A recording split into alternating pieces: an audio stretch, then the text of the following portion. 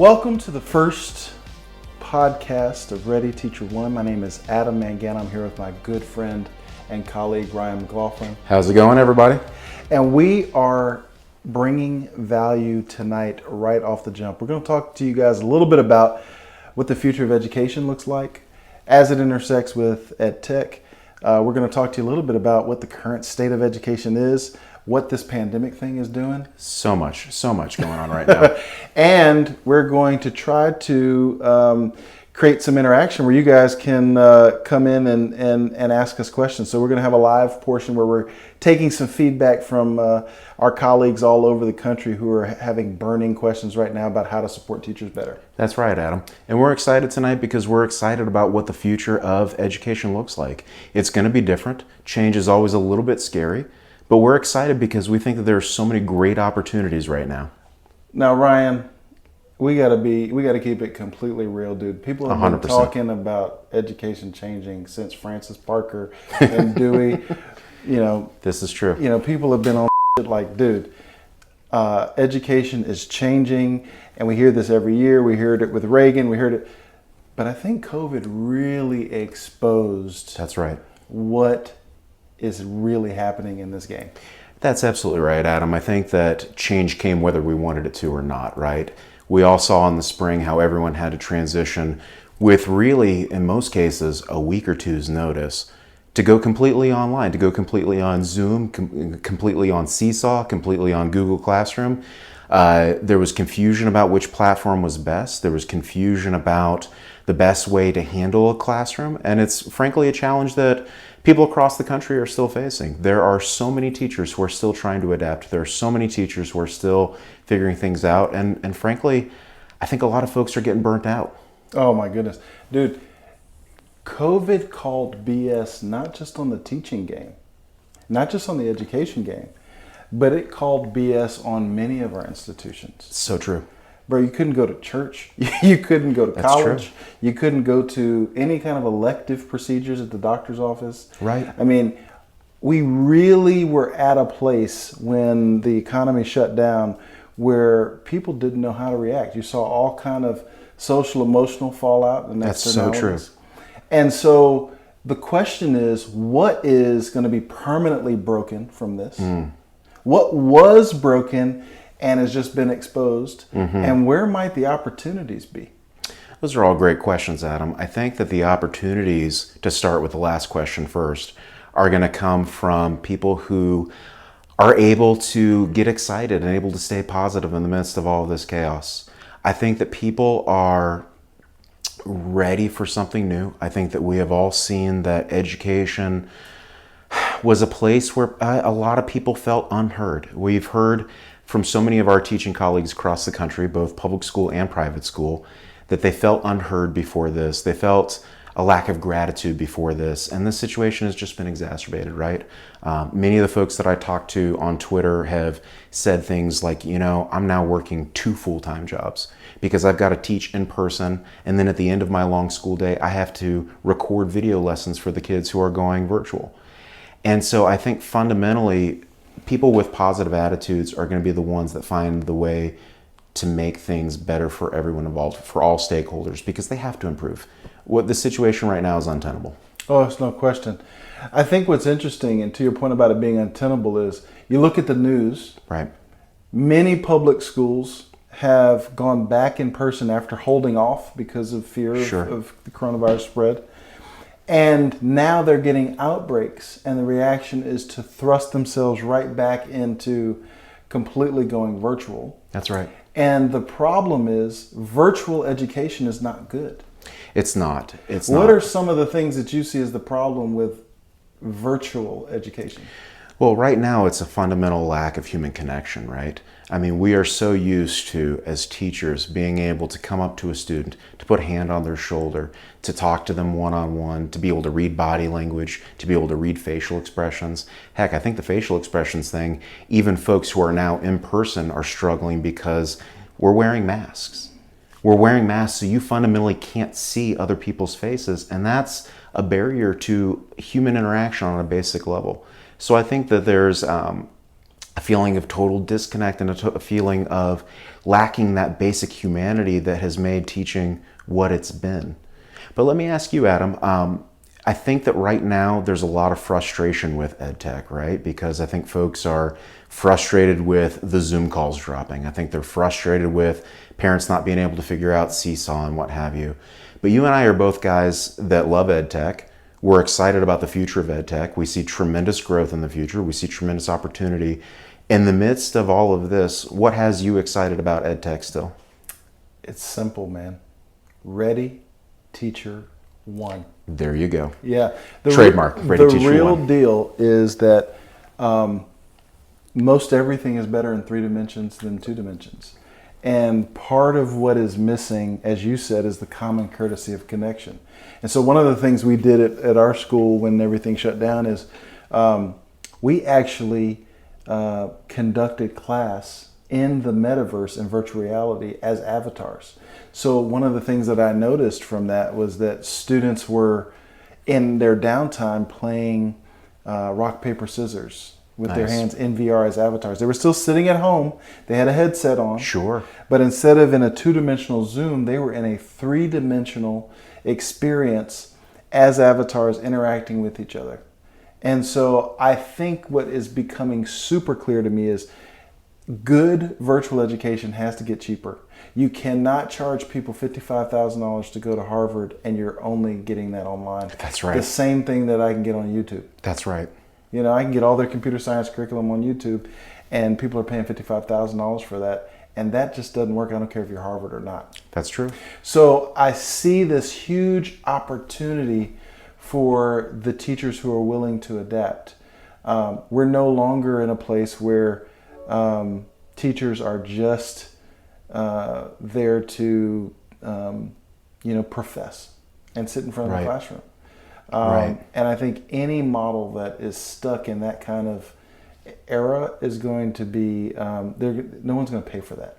Let me ask you a follow-up question, because you spoke a little bit about the tremendous work that Benedict Day School was doing during our spring where everyone was at home, right? And about having students, particularly our 8th graders, in VR at home, having that human interaction, having something that was more real. Let's say, may it be so, but let's say in a few months we get the vaccine. Everybody gets the vaccine. COVID-19 becomes a painful memory, but a memory. Why is it that virtual reality education should still be on the front of everybody's minds? Why is it in a post-COVID world that we'll hopefully be in soon, should we still carry about all these headsets and all these wonderful things going on in VR? Ryan, the deal is COVID exposed already existing issues. Like if you really think about it, school was way too expensive, particularly elite school. Any kind of, and not even particularly elite, I'm sorry, just college in general was super expensive. Sure. Right? And so part of what people realized when they began to pay attention, right? They began to pay attention. COVID really woke people up because you just sat in your house and you might have been working virtually, but you were paying attention is, hold on, I'm paying $70,000 for this? Right. And the deal is you could see what the professor was talking about on the other end. Right. So for all my folks who were paying $77,000 to go to a school where the kid was at home and, they were not juxtaposing Catullus and Horace, but they were trying to figure out, what pronoun was their pronoun of the week. That really rubbed the majority of the American people the wrong way. And not to get political, but I think what COVID has done is it's thrust us into a situation where so many things have become political. Absolutely. And so people are thinking to themselves, where is the real value? And what I love about VR is VR saves time. And ultimately, that's where the real value is. It's our time. That's right. It's our time. It's our ability to get back our time. And so, I think a lot of the traveling that was existing prior to COVID, I think you're going to see that slow down a bit. I think companies are going to reevaluate their own human capital investments and training modules. What does training look like?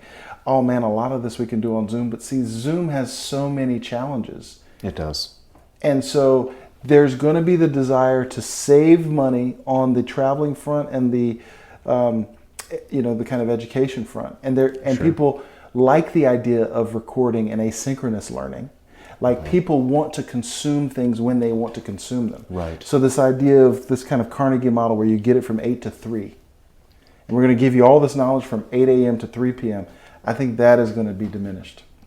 That makes a lot of sense. VR opens that thing up. That makes a lot of sense. So before we started tonight, we threw it out to a whole big group of our friends. Shout out to the Vanderbilt ISL network. But we threw out to our friends, what's the state of education right now? And what are the biggest challenges your teachers are facing? And we've gotten a couple of responses. First up, we got a response from one of our favorite professors of all time, the one and only Dr. Quentin Walker. Quentin says, right now it's 100% about student and faculty wellness. Frankly, not sure anything matters all that much. What do we say to that? In this state of student and faculty wellness being under direct assault on so many fronts, how do we address that? Yeah. I think Quentin points out what schools have been asked to deliver on, but are really not even close to being prepared to deliver on. So one of the things that was exposed in this model of going home was that we do not have any kind of real understanding about the social emotional needs of kids. And especially in a pandemic. We were not homeschooling. You heard parents say, I hate homeschool. We were in crisis school. That's right. And so managing through crisis is not something that anyone who's teaching in schools really has done. They haven't had to manage a global pandemic. None of us were alive in teaching in 1919 when this was the case. And if you go back and you look at places like Exeter, those places went home. They punted, and there was no online option. Sure. So things were paused, and some students went on and fought in a war. It was a completely different paradox. So we were wholly unprepared for that. I do think he's right in that the most important thing is that pastoral care, is the caring for others. Right. And I think that's where the schools that are most successful, that's where they're doubling down their efforts. Now, how does that intersect with ed tech? I think that part of caring for folks is making sure that learning doesn't stop. Right. It's not just about reflecting on one's feelings, but it's also about giving them skills and perspectives while this is going on. Sure. So skills and perspectives can't stop. There's not a zero-sum game between, making sure that people are taken care of and them actually learning. Right. And I think that's the difference between Zoom and virtual reality. So in a Zoom meeting, it's all about maximizing utility. Mm-hmm. We have this agenda. You have this person's time to speak. Let me mute everybody. Johnny, turn your camera on. Let me give people permission to enter. That's it. Right? In Engage, in a VR space, it's about maximizing potential. Create the world you want to see. And if we can take more of that perspective, create the world you want to see, instead of saying, what do you want to be when you grow up? I want to hear kids saying, these are the problems I want to solve. These are the networks I need to solve them. These are the resources I need to solve them. And so I think that when I think about the juxtaposition of Zoom and Engage, I think that modality, that medium requires a totally new, different type of teaching. Absolutely. So we've got a follow-up from another friend of ours whose name I'm going to go ahead and leave out of this just because some of the sensitive nature of the question. But she says, right now it feels very much like parents versus faculty, or head of school versus faculty, or parents and faculty, or parents and head of school versus students. Poor leadership is really creating poor morale. It feels like there's a lot of conflict going on right now.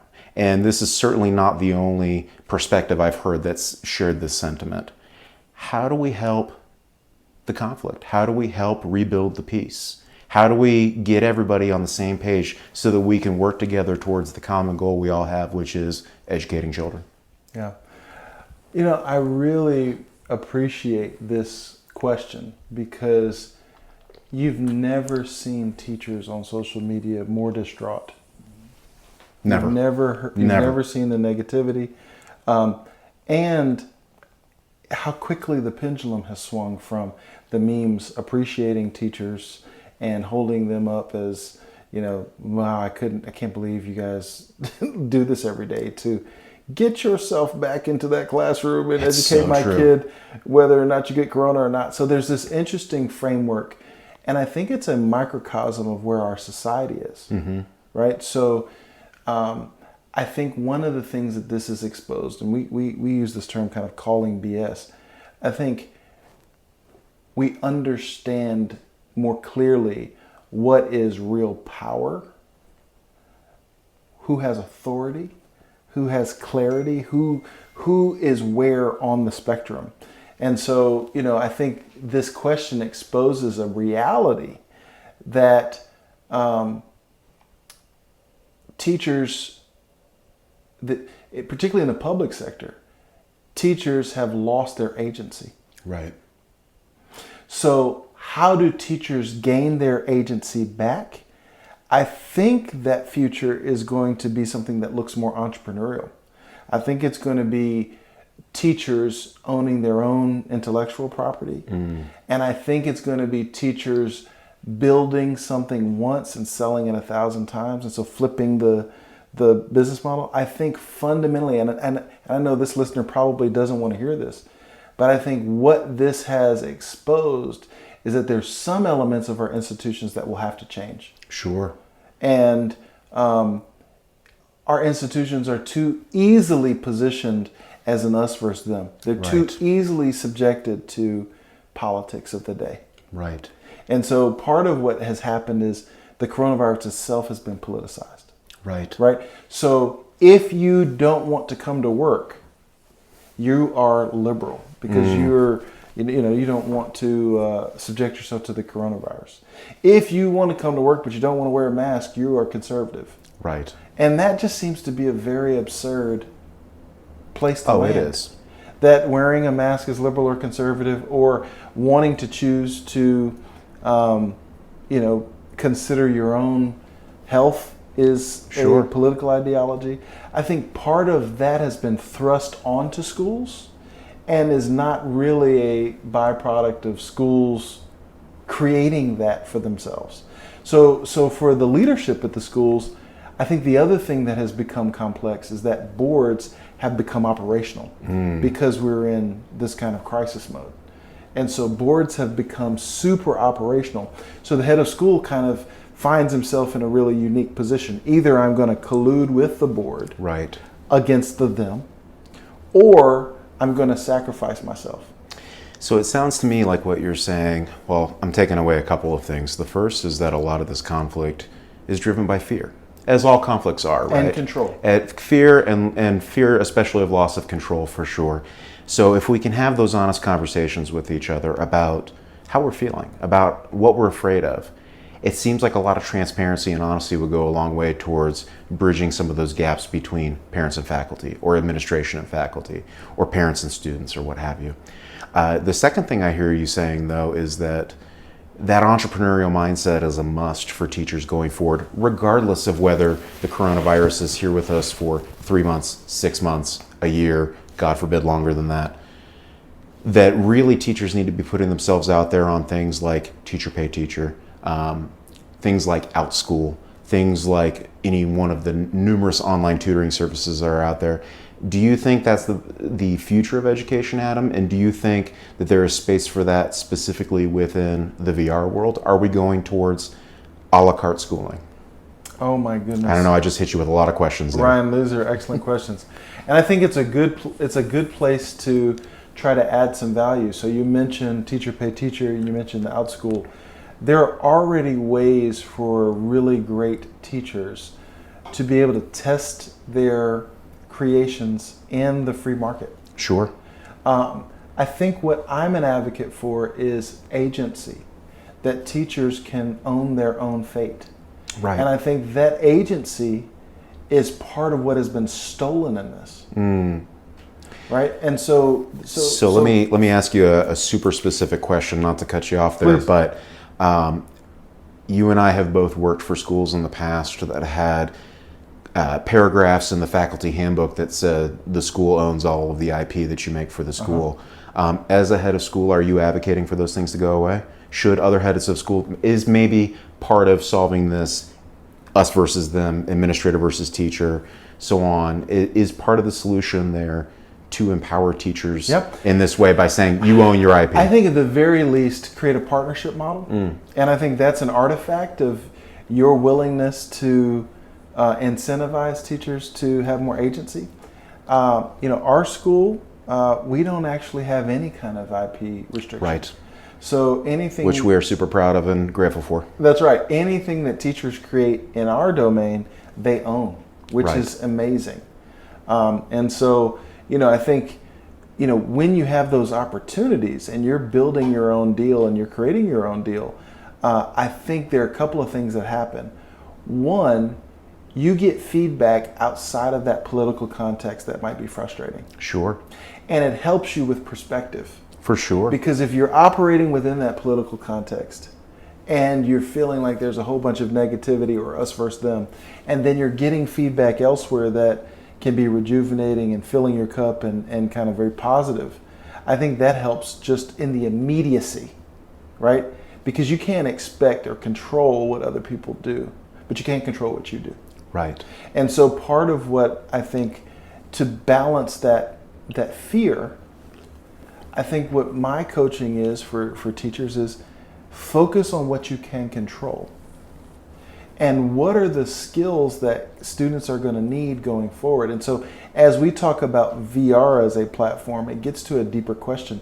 What are some of the skills and perspectives that students are going to need, particularly now with the college game completely changing? Right. Most every college in the U.S. right now is struggling mightily just meeting the bottom line, even with endowments. I heard from the chancellor of Ole Miss who told me that they're down $100,000 in revenue just in parking tickets. Oh my goodness. And that's 2 months into school. That's mind-boggling. So if you think about it, we didn't even talk about SEC football not having fans and not having the Grove and not having these other pieces. Right. That man said he's down $100,000 in 2 months in parking tickets. It's mind-boggling. So if you sit and think about that and you think about that at scale, every college in America was completely shocked by this. Right. And I think if you're thinking about what does that mean for the K-12 space, if the K-12 space is preparing people for a world that is completely going to be disrupted, right, who wins and who loses? Well, and that goes right back to a conversation that you and I have had numerous times, which is the college business model in general is broken fundamentally, right? We are seeing a decreasing return on investment for increasing tuition. And at some point, the demand is going to have to start to go away to a certain extent. It'll probably never go away 100%. But that demand for a 4-year degree, followed by a master's degree, followed by whatever professional certificates you need, is going to have to decrease as people stop seeing return, a sufficient return at least, on that $70,000 a year college degree that we're seeing. So one of the things that I think is a tremendous opportunity for teachers at this time is to begin to position themselves for precisely the kind of a la carte offering that we're talking about with Teachers Pay Teachers, with OutSchool and all those other platforms, because there's an opportunity to provide real world skills that aren't being offered in curriculums in a lot of schools right now. There are so many skills that we could rattle off the top of our head: coding in C++, how to do Microsoft Excel really, really well. All these things. Data science. Science. Operations research. Nobody's teaching these things in the K-12 world right now.